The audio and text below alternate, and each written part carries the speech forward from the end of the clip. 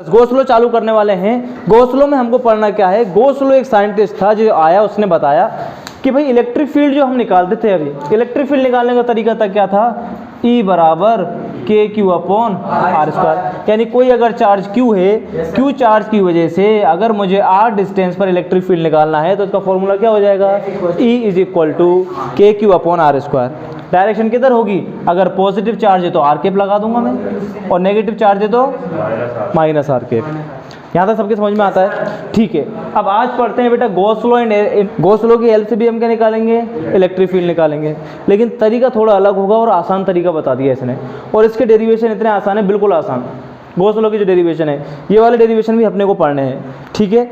Gauss law start करने से पहले हम लोग पहला टॉपिक स्टार्ट करते हैं जिसका नाम है एरिया वेक्टर।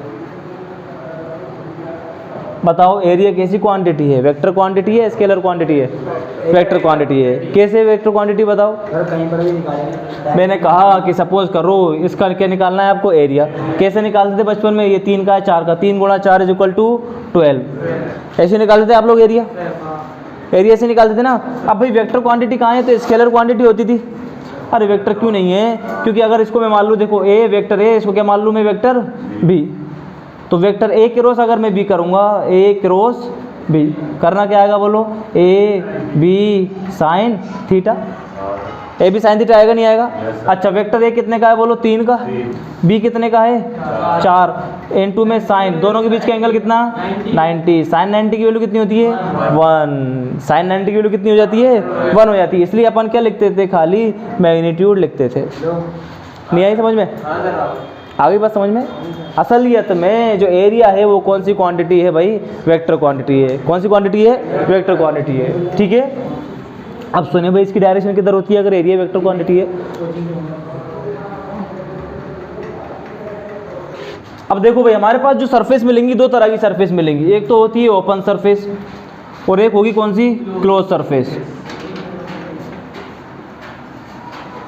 ओपन सरफेस कौन सी होती हैं, जो होती हैं किसके अंदर बेटा, 2D के अंदर। किसके अंदर होती हैं, 2D के अंदर। वो तो क्या कहलाएंगी हमारी ओपन सरफेस। और जो क्लोज सरफेस है वो क्या कहलाएंगी, 3D में क्या कहलाएंगी हमारी क्लोज सरफेस। क्लोज सरफेस कैसे, वो कौन सी होती हैं, 3D।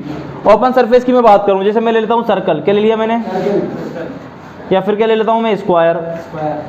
ध्यान समझते हुए चलना। ये कौन सी सरफेस है, ओपन सरफेस। ये देखो ये सर्कल है या फिर ये स्क्वायर है। अब इसके अंदर एरिया वेक्टर किधर होगा बोलो, अगर ये ए है, ये क्या है, बी है, तो अपनी उंगलियां ए से बी की तरफ घुमा दो। ए से किधर घुमा दो बोलो, परपेंडिकुलर अंदर की तरफ आ रहा है। कोई कहेगा नहीं सर हम तो बी से ए की तरफ आएंगे, बी की से ए की तरफ आ जा। परपेंडिकुलर कहाँ आ रहा है, आउटवर्ड्स। यानी अगर ये एक्स एक्सिस मान लूँ मैं, ये कौन सा मान लूँ, वाई, तो इधर कौन सा आ जाएगा बोलो, जेड। एक्स में क्या बोलते हैं बोलो, आई कैप, वाई में, जेड में कौन सा, के कैप। यानी ओपन के लिए तो जो डायरेक्शन है वो क्या हो सकती है, प्लस का के कैप हो सकती है अगर बाहर है तो, और अंदर है तो क्या लिख सकते हैं हम, माइनस के कैप। ध्यान से समझना, समझ आ रहा है यहाँ तक। अंदर होगा तो माइनस हो जाएगी, अंदर होगा तो माइनस, बाहर हो तो प्लस, या अंदर हो तो प्लस, बाहर हो तो माइनस, वो अपनी मर्जी से कर सकते हैं। हाँ क्लियर है क्या यहाँ तक। अरे भाई ए से बी पर रख, अपनी उंगलियां इधर घुमा दे। उंगलियां, अंगूठा कहाँ जा रहा है मेरा, अंदर की तरफ, तो अंदर की तरफ के कैप अगर मैं कह रहा हूँ तो बाहर की तरफ क्या होगा, माइनस के कैप। अगर ये बेटा एक्स है तो ये क्या होगा, माइनस एक्स होगा नहीं होगा। अरे ये जेड है तो ये माइनस जेड होगा नहीं होगा। अगर ये z है तो ये माइनस जेड होगा नहीं होगा। और डायरेक्शन दोनों के लिए एप्लीकेबल है। हमें वैसे पढ़नी कौन सी है, क्लोज सरफेस पढ़नी है सिलेबस के अकॉर्डिंग, ये जनरल नॉलेज की बात थी। अच्छा क्लोज सरफेस कैसी होती है बोलो, या तो मैं क्या बना दूं, एक क्यूब बना दूं, क्या बना दूं, या फिर क्या बना दूं, एक क्यूबॉइड। ये सारी की सरफेस है बोलो, क्लोज सरफेस। क्लोज सरफेस पे ध्यान रखना, जो हमेशा एरिया वेक्टर होगा वो कहाँ होगा, परपेंडिकुलर आउटवर्ड्स। एरिया वेक्टर कहाँ पर होगा, परपेंडिकुलर आउटवर्ड्स। अगर इस सरफेस का मुझे एरिया वेक्टर निकालना है तो किधर होगा बोलो, बाहर की तरफ। इस सरफेस का अगर मुझे एरिया वेक्टर निकालना है तो किधर होगा, परपेंडिकुलर आउटवर्ड्स। इस सरफेस का अगर मुझे एरिया वेक्टर निकालना है तो इसकी परपेंडिकुलर कौन सी होगी, ये बेटा आउटवर्ड्स। क्लोज सरफेस के अंदर जो एरिया वेक्टर होगा वो कहाँ होगा, बाहर की तरफ होगा। क्लोज सरफेस के लिए एरिया वेक्टर कहाँ होगा, बाहर की तरफ। यही अपने को पढ़ना है सिलेबस के अंदर। समझ में आ गई बात, नहीं आ गई। क्लोज सरफेस के लिए जो एरिया वेक्टर होता है वो कहाँ होता है बोलो, परपेंडिकुलर आउटवर्ड्स।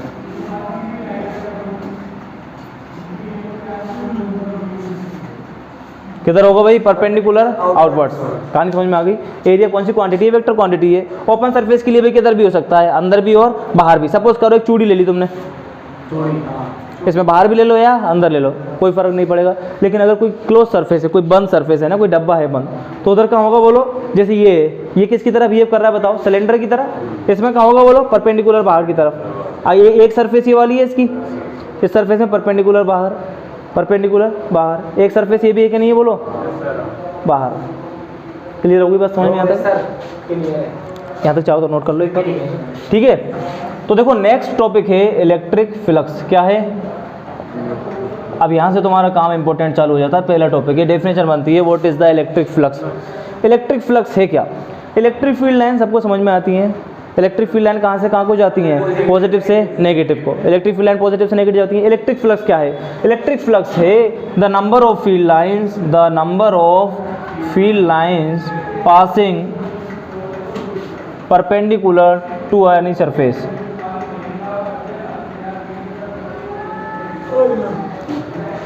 सपोज कर लो ये बोर्ड कोई सरफेस है, इसमें से कितनी नंबर ऑफ फील्ड लाइन पास हो रही है, इसको क्या बोलेंगे बोलो? Electric flux. सपोज कर लो ये कोई शीट रखी हुई है, ये कोई सरफेस है, इसमें से इलेक्ट्रिक फील्ड की डायरेक्शन कुछ इस तरीके से है। देखना भाई एक बार, इलेक्ट्रिक फील्ड डायरेक्शन किधर है? इधर है। ये इलेक्ट्रिक फील्ड, ये सरफेस है ABCD। तो इलेक्ट्रिक फ्लक्स क्या है? Number of field lines passing through any surface is known as electric flux. कि भाई इसमें से बताओ कितनी नंबर ऑफ लाइन पास हो रही है? 2 लाइन पास हो रही हैं, तो ये इसका इलेक्ट्रिक फ्लक्स कहलाएगा। समझ में आ गई बात? नहीं आ गई? Number of field line passing through any close surface, passing perpendicular, number of field line passing through any surface is known as the flux. अरे यहाँ तक इलेक्ट्रिक फ्लक्स क्लियर है? Number of field line passing through any close surface is known as the electric flux. अब इसका formula देखना, इसको represent किससे करते हैं बेटा? फाई से। अगर इलेक्ट्रिक के लिए कर रहा हूँ तो मैं फाई बराबर B dot A। What is the B? B is the magnetic field. लेकिन हम किसके लिए पढ़ रहे हैं? ये इलेक्ट्रिक के लिए, तो क्या आ जाएगा? E dot A। और मैग्नेट वाले में क्या आ जाएगा बोलो? B dot A। समझ में आ गई बात? नहीं आ गई? इलेक्ट्रिक फील्ड डॉट A क्या है यहाँ पर? Area vector. अच्छा फाई E, जब मैं डॉट प्रोडक्ट को खोलता हूँ तो क्या आता है बोलो? EA cos theta, EA cos theta. Dot का क्या आता है बेटा? cos थीटा आता है। डॉट कैसा प्रोडक्ट है बोलो? स्केलर या वेक्टर? डॉट कैसे प्रोडक्ट है? स्केलर। इसका मतलब फ्लक्स कैसी क्वांटिटी है बोलो? Scalar quantity. फ्लक्स कैसी क्वांटिटी है? डॉट प्रोडक्ट का मतलब स्केलर क्वांटिटी है। अच्छा जो एंगल है वो किस किस के बीच का एंगल है? इलेक्ट्रिक फील्ड और एरिया का एंगल है। इलेक्ट्रिक फील्ड और एरिया का एंगल क्या है बोलो? ये है cos थीटा। समझ में आ गई बात? नहीं आ गई? इससे रिप्रेजेंट करते हैं। अच्छा बताओ फ्लक्स किस किस पे डिपेंड कर रहा है बोलो? क्या इलेक्ट्रिक फील्ड लाइन पे डिपेंड कर रहा है? इलेक्ट्रिक फील्ड लाइन की डायरेक्टली प्रोपोर्शनल है। जितनी ज़्यादा इलेक्ट्रिक फील्ड लाइन होंगी उतना ही ज़्यादा फ्लक्स होगा। देखना एक बार, सपोज करो इसी में मैं इलेक्ट्रिक फील्ड लाइन बढ़ा देता हूँ तो फ्लक्स बढ़ गया नहीं बढ़ गया बोलो? और इलेक्ट्रिक फील्ड लाइन जितनी ज़्यादा होंगी फ्लक्स उतना ही ज़्यादा होगा। फ्लक्स का मतलब है उतनी ही ज़्यादा लाइंस पास होंगी। क्लियर हो गया?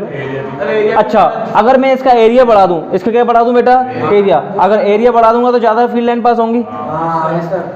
आगे बात समझ में?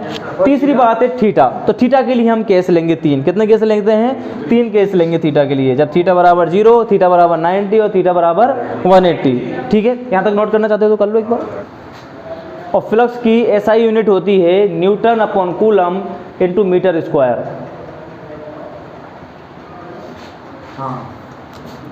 यूनिट क्या?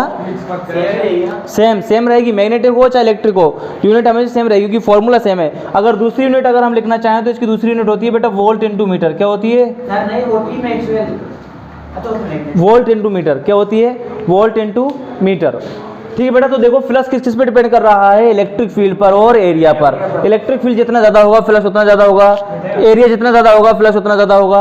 अब बात करते हैं थीटा की। ठीक है, किसकी बात कर रहे हैं? थीटा की। इसकी यूनिट क्या होती है बोलो फ्लक्स की? जल्दी से newton upon coulomb into metre square या फिर वोल्ट इनटू मीटर। कभी कभी क्वेश्चन ऐसा बन जाता है कि एक उस फिजिकल क्वांटिटी की डेफिनेशन लिखो जिसकी यूनिट वोल्ट इनटू मीटर है। अच्छा, इलेक्ट्रिक फ्लक्स है ना, सीधा नहीं पूछे वो इलेक्ट्रिक फ्लक्स क्या है। एक बार क्वेश्चन आ चुका है ऐसा, समझ में आ गई बात? नहीं आ गई? Electric flux. अब देखो डिपेंडेंस देखते हैं हम लोग कि थीटा पे कैसे डिपेंड कर रहा है। इधर देखो भाई condition number 1 when theta is equal to 0, जब थीटा की वैल्यू कितनी हो जावे 0। 0 का मतलब एरिया वेक्टर और इलेक्ट्रिक फील्ड दोनों कैसे होने चाहिए, सेम डायरेक्शन में। सपोज कर लो ये कोई सरफेस है, ये पीछे से मैंने क्लोज कर देता हूँ इसको, ये कोई सरफेस है, यस सर। इसमें मैं कह रहा हूँ कि इलेक्ट्रिक फील्ड की डायरेक्शन ये है, इलेक्ट्रिक फील्ड की डायरेक्शन ये है। बताओ इसका एरिया वेक्टर किधर होगा, परपेंडिकुलर आउटवर्ड, यानी एरिया वेक्टर किधर होगा इसका, इस डायरेक्शन में। बताओ ई और ए के बीच में कितने का एंगल बन रहा है, कितने का एंगल बन रहा है, अरे 0 ही तो बन रहा है भाई, ये भी इधर ये भी इधर है, कितने का एंगल बना ये, सर बोलते 0 है। अरे 0 बन रहा है, नहीं बन रहा, अरे कच्चो भाई, अरे यार भाई वेक्टर ई भी इधर है ए भी इधर है, तो कितने का एंगल हुआ, 0 हुआ ही नहीं हुआ ये। फ्लक्स का फॉर्मूला क्या था बोलो, ई ए कोस थीटा, कोस थीटा की ये क्या लिख दूंगा बोलो मैं, ई ए कोस 0, कोस 0 की वैल्यू कितनी होती है, कितनी होती है 1, कोस 0 की वैल्यू 1 होती है, 1 कोस 0 की वैल्यू कितनी होती है, अरे साइन का उल्टा होता है कोस, यार ये बच्चों वाली बातें नहीं आती। तो बताना फाई बराबर क्या हो जाएगा, ई ए कोस 0 की वैल्यू 1, फाई बराबर क्या आया, आगे की बात समझ में, अरे भाई आसान है, थीटा की जगह मैंने कितना लगा 0, फाइनल वैल्यू आ गई फ्लक्स की ये।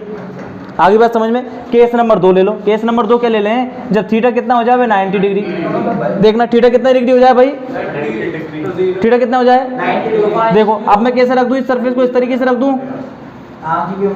देखो इलेक्ट्रिक फील्ड की डायरेक्शन तो मैंने इधर ही रख रखी है। अब बताना एरिया वेक्टर किधर होगा, परपेंडिकुलर आउटवर्ड्स, परपेंडिकुलर आउटवर्ड्स, ये एरिया वेक्टर हो गया। एंगल कितने का बना बोलो, अरे बन गया कि नहीं बन गया, बन गया एंगल 90 का। बताओ फाई ई बराबर, देखना एक बार, ई ए कोस 90, कोस 90 की वैल्यू कितनी होती है, कोस 90 की वैल्यू, तो फाई कितना हो जाएगा बताओ 0, फाई क्या हो जाएगा, अरे फ्लक्स की डेफिनेशन क्या थी, the number of field line passing through any surface, क्या इस सिचुएशन में पास हो रही है, अरे देख भाई सपोज कर ले ये सरफेस है, इसका एरिया वेक्टर किधर है, बाहर की तरफ, इलेक्ट्रिक फील्ड लाइन कैसे जा रही है, अरे इलेक्ट्रिक फील्ड लाइन तो यूं जा रही है, एरिया वेक्टर किधर है इसका, एरिया वेक्टर इधर है, कितनी फील्ड पास हो रही है इसके अंदर से 0, देख बेटा इलेक्ट्रिक फील्ड लाइन ये गई, देख पास हुई इसमें से, अरे हुई के पास, अरे एरिया वेक्टर तो ये रहा, देख बाहर की तरफ निकालते एरिया वेक्टर, अच्छा एरिया वेक्टर ये रहा, इलेक्ट्रिक फील्ड लाइन कैसे जा रही है, चल दी देख, अरे हुई क्या पास इसमें से, नहीं हुई, पास कब होंगी देख, जब कुछ और एंगल होगी, अब पास होंगी, अब पास होंगी इलेक्ट्रिक फील्ड लाइन, समझ में आ रही बात, ये वाली कंडीशन देख, इस कंडीशन में क्या हो रहा है, सपोज कर ले ये ब्लैक बोर्ड है, ये ब्लैक बोर्ड है, इसका एरिया वेक्टर किधर है, इधर, इलेक्ट्रिक फील्ड भी किधर है बेटा, बाहर, सेम होना चाहिए डायरेक्शन, हाँ डायरेक्शन सेम हो रही, नहीं हो रही, नहीं आया तेरे समझ में, डायरेक्शन सेम होना चाहिए, आप बोल रहे हो क्या डायरेक्शन सेम होनी चाहिए, किसकी होनी, इलेक्ट्रिक फील्ड की और इसकी नहीं, नहीं ये सरफेस है, अच्छा सोच ले इलेक्ट्रिक फील्ड लाइन समझ में आ रही है, इमेजिन कर पा रहा है, फील्ड लाइन सोच ले ऐसे आ रही है न्यू बाहर की तरफ, एरिया भी इधर है, थीटा कितने का बन गया बोल, 0, अरे 0 का बन गया नहीं बन गया, सर 0 होगा जब भी होगा, 0 होगा तो वैल्यू कितनी होगी ई है, यानी कुछ ना कुछ फ्लक्स जा रहा है, कितना फ्लक्स जा रहा है, इतना जा रहा है, इलेक्ट्रिक फील्ड इनटू एरिया के मल्टीप्लाई के बराबर। दूसरी सिचुएशन ली मैंने, थीटा बराबर कितना है बोल, थीटा बराबर 90 का मतलब समझ में आ रहा है, यानी ये तो वो ही है, यानी एरिया वेक्टर तो इसमें ऐसे आ रहा है, इस बार फील्ड लाइनों की तरफ भेज रहा हूँ मैं इस तरीके से, फील्ड लाइन यहाँ से जा रही है भाई, ये देख फील्ड लाइन सीधी चली जाएंगी, अगर सीधी चली गई तो मेरी फ्लक्स की डेफिनेशन क्या थी बताओ, the number of field line passing through any surface, क्या इस सरफेस में से पास हो रही है क्या, नहीं, अरे यही तो मैंने सरफेस ली है, ये देख सीधी चली जाएंगी तो कहाँ पास हो रही है, अरे एरिया वेक्टर इधर, फील्ड लाइन इधर, बन गया थीटा 90, बन गया कि नहीं बन गया, अरे कहीं और से रुक जा, तसल्ली रख ले, थीटा बराबर मैं ले लेता हूँ 180 डिग्री, कितना ले लेता हूँ, अरे थीटा कितना ले लेता हूँ, अरे ले रहे हैं, जब थीटा बराबर कितना ले रहा हूँ मैं 180 डिग्री, 180 डिग्री का मतलब समझते हो आप, ये ले ली मैंने भाई, देखो ये, अरे इलेक्ट्रिक फील्ड डायरेक्शन अगर मैं ये रख लूँ, एक काम करो इस बार इधर नहीं, इस बार किधर बना दें इसको, एरिया वेक्टर किधर होगा बोलो इसका, ये एरिया वेक्टर, ये इलेक्ट्रिक फील्ड, अरे लेंस भाई ये एक सरफेस है, सरफेस है ये, लेंस में नहीं है, गोल का, ये गोल सरफेस ले रखी है मैंने, गोल सरफेस, गोल सरफेस ले रखी है, ये गोल सरफेस ले रखी है, समझ में आ गई बात नहीं आ गई? ये समझ ली, ये स्क्वायर ले ली मैंने बोर्ड, इसमें एरिया वेक्टर इधर निकल रहा है, इलेक्ट्रिक फील्ड भी इधर आ रहा है थीटा 0, एरिया वेक्टर इधर है, इलेक्ट्रिक फील्ड इधर है थीटा 90, एरिया वेक्टर तो इधर है और इलेक्ट्रिक फील्ड अंदर जा रहा है, एरिया वेक्टर इधर है तो कितने का हो जाएगा बोल? 180 का। कितना हो गया? 180 तो फाई बराबर ये कोड 180 ई ए कोस 180, कोस 180 की वैल्यू कितनी होती है? -1। कितनी होती है? तो फाई की वैल्यू कितनी रहेगी? अब ई की वैल्यू जो भी है, ए की वैल्यू जो है वो रख दो, आंसर आ जाएगा। बोलो समझ में आएगी बात नहीं आएगी? यानी फ्लक्स की वैल्यू पॉजिटिव हो सकती है, 0 हो सकती है और नेगेटिव हो सकती है। Flux can be positive, negative and 0। आगे के समझ में नहीं आ गया? फ्लक्स क्या है? Number of field line passing through surface, surface में से कितनी नंबर ऑफ फील्ड लाइन जा रही हैं, नोट करो इसको। तो फ्लक्स आप लोगों की समझ में आया कि फ्लक्स की वैल्यू पॉजिटिव हो सकती है, नेगेटिव हो सकती है और कैसी हो सकती है?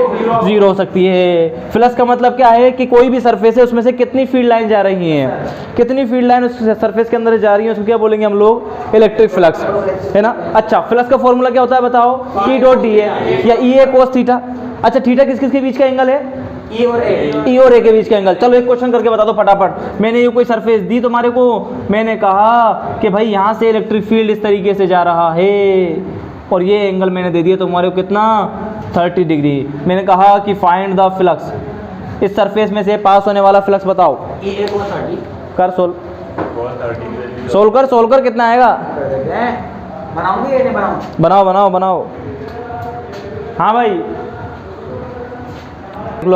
अरे भाई देख, फॉर्मूला क्या होता है फाई का बोल? ई ए कोस थीटा। ये थीटा किस किस के बीच का एंगल है बता? ई और ए के बीच का। क्या ये ए है? हाँ। अरे ये थोड़ी है। एरिया तो क्या होता है? परपेंडिकुलर। एरिया कैसे होता है? परपेंडिकुलर। अगर ये सरफेस यानी एरिया ये वाला होगा, और अगर ये बेटा पूरा एंगल 90 है, ये 30 है, कितने का बच गया बोल? 60 का। इसका मतलब यहाँ पर कितना आएगा? कोस 60। एंगल तो ये वाला ना, ये हो गया इसका area vector. Area vector angle S थोड़ी कोई सा भी ले लेगा तेरी मर्जी से, तो आप ले लो मर्जी से। मैं थोड़ी ले लूँ मर्जी से। कैसे ले लो? भाई फॉर्मूला क्या है पता फाई का? फाई बराबर दोनों के बीच का एंगल। फाई बराबर ई ए कोस थीटा। अरे ई तो मेरे को नहीं दिया, ए भी नहीं दिया, थीटा देख ले। थीटा किस किस के बीच का एंगल है? थीटा, ई और एरिया। और एरिया कैसे होता है? हमेशा परपेंडिकुलर होता है, नहीं होता? जो जहाँ मर्जी दे दी उसने वही ले लेंगे हम लोग। परपेंडिकुलर लेना पड़ेगा। ये परपेंडिकुलर, ये कितने का एंगल बचा बता? 60 का बच गया, नहीं बच गया वाला एंगल? और ये एंगल अगर 60 का बच गया तो मैं cos 60 तो लूंगा, ए और ए के बीच का एंगल। तो यहाँ पर क्या आएगा बोलो? ई ए cos 60।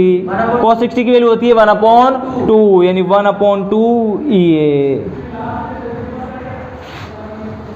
इधर फटाफट फ्लक्स का फॉर्मूला हमारे पास आया। फ्लक्स का फॉर्मूला आया, बोलो क्या आया? ई डॉट ए, या फिर क्या आया बोलो? ई ए cos। एरिया क्या बताओ? ए क्या है यहाँ पर? एरिया है। सपोज कर लो कोई सरफेस ऐसी है जिसका एरिया कैसा है? नॉन यूनिफॉर्म है। कैसा है बेटा? Non uniform. तो यहाँ पर एरिया का फॉर्मूला क्या निकालोगे आप? पता नहीं चलेगा ना।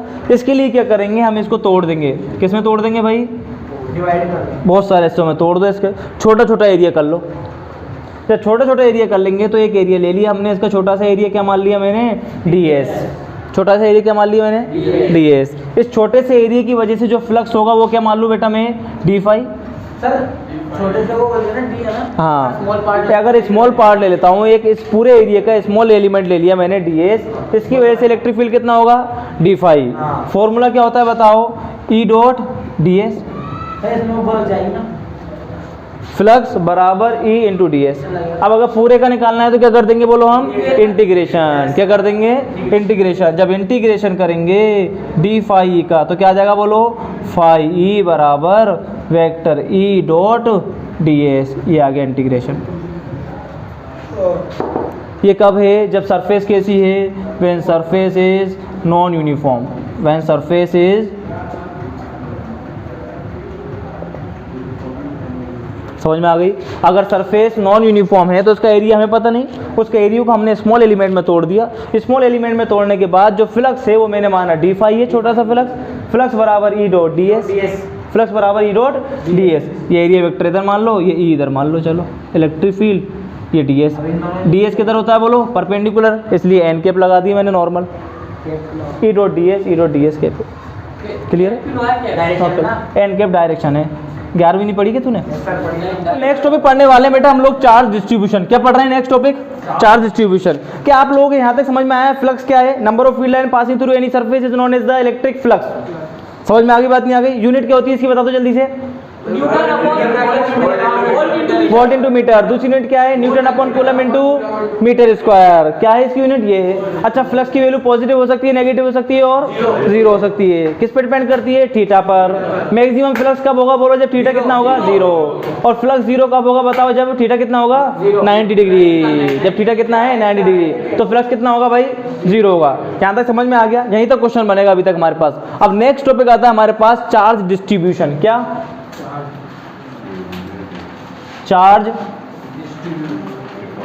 डिस्ट्रीब्यूशन।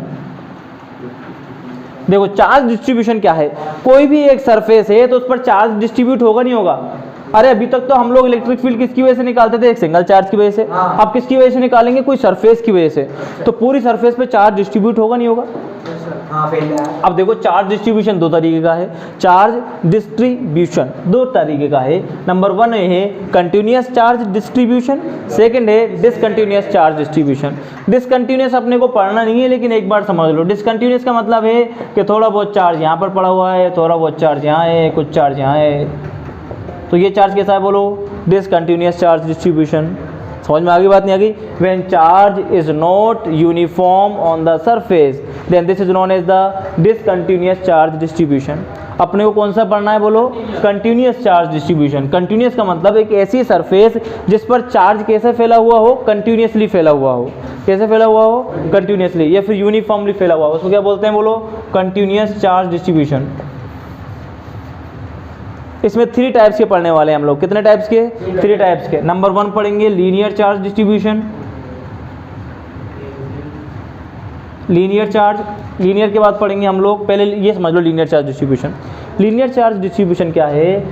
जब कोई चार्ज किसी लाइन के थ्रू क्या हो भाई? डिस्ट्रीब्यूट हो रखा हो लीनियरली। यानी सपोज कर लो ये कोई वायर है, वायर के ऊपर चार्ज कैसा है भाई? लीनियरली जमा हुआ है। इसको क्या बोलते हैं? Linearly charge distribution. यानी लाइन पर जमा हुआ है, एक सिंगल लाइन में जमा हुआ है। इसको क्या बोलेंगे बोलो? Linear charge distribution. दूसरा होता है भाई सरफेस चार्ज डिस्ट्रीब्यूशन। कौन सा? Surface charge distribution. Surface charge distribution जो है उसके अंदर क्या होगा? किसी एक सरफेस पर चार्ज जमा हुआ होगा। किसके ऊपर? सरफेस के ऊपर। सपोज कर लो ये कोई सर्कल है, इस पर क्या है भाई? चार्ज इस तरीके से फैला हुआ है। इसको क्या बोलेंगे? Surface charge distribution. थर्ड है भाई वॉल्यूम चार्ज डिस्ट्रीब्यूशन। कौन सा आएगा? वॉल्यूम। अच्छा, वॉल्यूम किसके लिए आएगा बोलो? 3D के लिए आएगा नहीं आएगा? लाइक इस क्यूब, क्यूबॉइड। अच्छा, इसको अगर मैं ये कह दूँ सर्कल कह दूँ इसको, अब वॉल्यूम के लिए क्या लेना पड़ेगा बोलो? स्फेयर। क्या स्फेयर और सर्कल में अंतर पता है तुम लोगों को? सर्कल का मतलब चूड़ी, स्फेयर का मतलब बॉल। स्फेयर का मतलब बॉल, स्फेयर का मतलब होता है गोला। हाँ, सिक्का सर्कल, फुटबॉल स्फेयर। समझ में आ गई बात? नहीं आ गई? अच्छा, स्फेयर, स्फेयर के अंदर क्या होगा बोलो? पूरे वॉल्यूम पर वो फैला हुआ होगा चार्ज, है ना? इसको बना नहीं पा रहे हम लोग। अंदर भी फुल होगा उसके, फुल अंदर वॉल्यूम। वॉल्यूम, वॉल्यूम का मंदर सब कुछ। जैसे तुम रूम में बैठे हुए हो वो वॉल्यूम है ये। समझ में आ रही है? सरफेस का मतलब ये सरफेस है, बोर्ड पर जो लिखा हुआ है सरफेस है। अच्छा, अब देखो सपोज कर लो इसकी लेंथ अगर एल है, इसकी अगर लेंथ एल है तो हम निकालेंगे चार्ज डेंसिटी। क्या निकालेंगे? Charge density. तो लीनियर चार्ज डिस्ट्रीब्यूशन के अंदर हम लोग निकालेंगे लीनियर चार्ज डेंसिटी। कौन सी? लीनियर चार्ज डेंसिटी को रिप्रेजेंट करा जाता है लैम्डा से। किससे रिप्रेजेंट करा जाता है? इंपॉर्टेंट टॉपिक है, इसके बाद डेरिवेशन पे आएंगे। अब आजा और सुन ले। लैम्डा, लैम्डा बराबर क्या होगा? Charge per unit length. Charge per unit length is known as the linear charge density. दूसरा है surface charge density. Surface charge density क्या होगा बोलो? सिग्मा से रिप्रेजेंट करते हैं। किससे करते हैं इसको? एच से सरफेस, एच से सिग्मा, एल से लैम्डा, एल से लीनियर। बोलो सरफेस चार्ज डेंसिटी क्या होगी? Charge per unit surface area. Charge per unit surface area. अरे आगे के समझ में? एल से लैम्डा, एस से सिग्मा, वी से वॉल्यूम, तो इसको लिख देंगे रो। रो बराबर चार्ज पर यूनिट वॉल्यूम। अरे इसका हिस्से का नहीं मिला, वी से कुछ भी डेंसिटी होती है, तो ये नहीं हो सकता क्या वॉल्यूम चार्ज डेंसिटी? रो क्या होती है? चार्ज डिस्ट्रीब्यूशन पढ़ा दिया। अगर पूरा चार्ज कंटिन्यूस लीक इस पर फैला हुआ है एक लाइन पे तार पे, तो उसको क्या बोलेंगे? लीनियर चार्ज है। और अगर सरफेस पर फैला हुआ है तो सरफेस वॉल्यूम पर है तो। अब भाई कितना चार्ज फैला हुआ है उसके लिए क्या निकालते हैं हम लोग? डेंसिटी। अलग अलग रिप्रेजेंट किया गया है। लैम्डा से तो किसको रिप्रेजेंट करते हैं? लीनियर चार्ज डेंसिटी, यानी charge upon length, charge per unit length. Sigma क्या बोलेंगे? बोलो surface charges Q upon rho. और रो से किसको बोलेंगे? लैम्डा सिग्मा रो। तीनों ध्यान रखना, कंफ्यूज मत हो जाना। एल से लैम्डा, एल से लीनियर, एस से सिग्मा, एस से सरफेस, बच्चा कोचा रो। क्लियर होगी बात? अच्छा, इसकी यूनिट की बात करूँ, यूनिट क्या होगी बता दो मुझे। चार्ज की क्या होती है? कूलम। लेंथ की क्या होती है? मीटर। ये क्या बेटा इसकी यूनिट? इसकी यूनिट क्या होगी? Coulomb upon metre square. इसकी क्या होगी? Coulomb upon metre cube. समझ में आ गया? तीनों फॉर्मूले याद होने चाहिए। तीनों फॉर्मूले अब आगे काम में लेंगे हम लोग। तो इनकी डेरिवेशन भी थी ना? डेरिवेशन भी लेंगे। देखो Q upon L, Q upon L, ये क्या? Q upon area. अगर सपोज कर लो इस सर्कल की या इस स्फेयर की रेडियस r है तो इसका एरिया क्या होगा बताओ? मतलब क्या? इसका एरिया कितना होगा अगर इसकी रेडियस r है तो?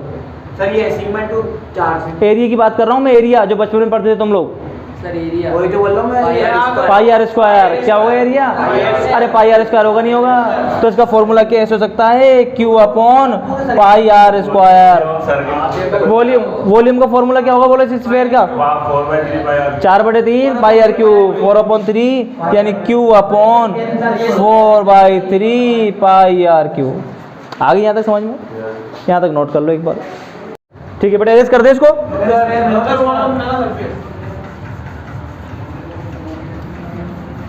रुक जाओ सर। देखो भाई, electric field and electric force निकालने वाले हम लोग।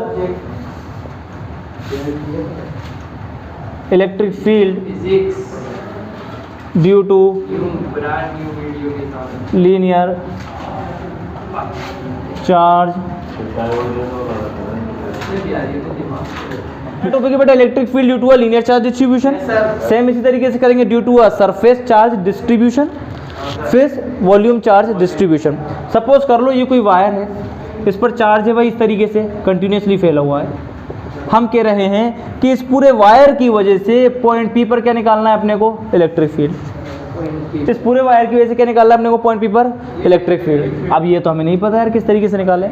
हमें तो एक छोटे पॉइंट चार्ज की वजह से पता है कि पॉइंट चार्ज की वजह से अगर मुझे पी पॉइंट पर इलेक्ट्रिक फील्ड निकालना है तो KQ अपॉन आर स्क्वायर कर सकता हूँ मैं। तो अपन इस पूरे जो लीनियर चार्ज डिस्ट्रीब्यूशन को डिवाइड कर देते हैं छोटे छोटे चार्जेस में। किस में डिवाइड कर देंगे? छोटे छोटे चार्जेस में। मैंने मान लिया इसका छोटा सा हिस्सा क्या ले लिया बेटा मैंने? DQ। क्या मान लूँ मैं?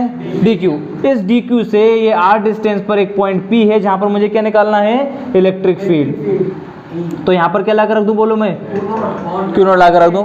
बोलो ये कहाँ पर भागेगा? प्लस की वजह से किधर जाएगा बोलो? ये इधर। तो डायरेक्शन तो मेरे को पता चल गई, इलेक्ट्रिक फील्ड की डायरेक्शन किधर होगी? इधर होगी, DQ की वजह से। तो DQ की वजह से क्या मुझे इलेक्ट्रिक फील्ड का फॉर्मूला निकाल सकता हूँ? नहीं निकाल सकता? बोलो इलेक्ट्रिक फील्ड का फॉर्मूला क्या होगा DQ की वजह से? E बराबर KQ अपॉन में r square. KQ upon are square. अरे ये फॉर्मूला है कि नहीं है? DQ चार्ज की वजह से r डिस्टेंस पर मुझे क्या निकालना है? इलेक्ट्रिक फील्ड निकालना है। K की वैल्यू कितनी होती है बताओ? 4 पाई एप्सिलॉन नॉट। ये तो स्मॉल एलिमेंट की वजह से है। अगर मुझे पूरा इलेक्ट्रिक फील्ड निकालना है तो इसका इंटीग्रेशन कर दूंगा तो पूरे की वजह से निकल जाएगा, नहीं निकलेगा? अच्छा अब बताओ, इधर देखना। E is equal to K की वैल्यू कितनी होती है? 1/4 पाई एप्सिलॉन नॉट। बाहर निकाल लूँ, ये तो कांस्टेंट है। 1/4 पाई एप्सिलॉन नॉट बाहर आया, अंदर क्या बचा बोलो? DQ upon are square. अब याद करो, मैंने पढ़ाया था अभी linear charge distribution. Linear charge distribution क्या था बोलो? लैम्डा इज इक्वल टू क्या आया था फॉर्मूला बोलो? Q upon L. Q upon L. अब मैं मान लेता हूँ, मैं छोटा सा चार्ज मैंने माना DQ और कितनी लेंथ पर है भाई? DL लेंथ पर है। तो लैम्डा बराबर DQ अपॉन DL आगे नहीं आ गया? बोलो किस किस को परेशानी यहाँ तक? क्लियर है? मुझे निकालना है क्या है बेटा? DQ। तो DQ बराबर क्या हो जाएगा? DQ is equal to lambda into DL। तो DQ की जगह मैं क्या लिख दूंगा? 1/4 pi epsilon not lambda into DL upon में आर स्क्वायर। यहाँ पे जो भी DL की वैल्यू होगी वो हम लिख देंगे।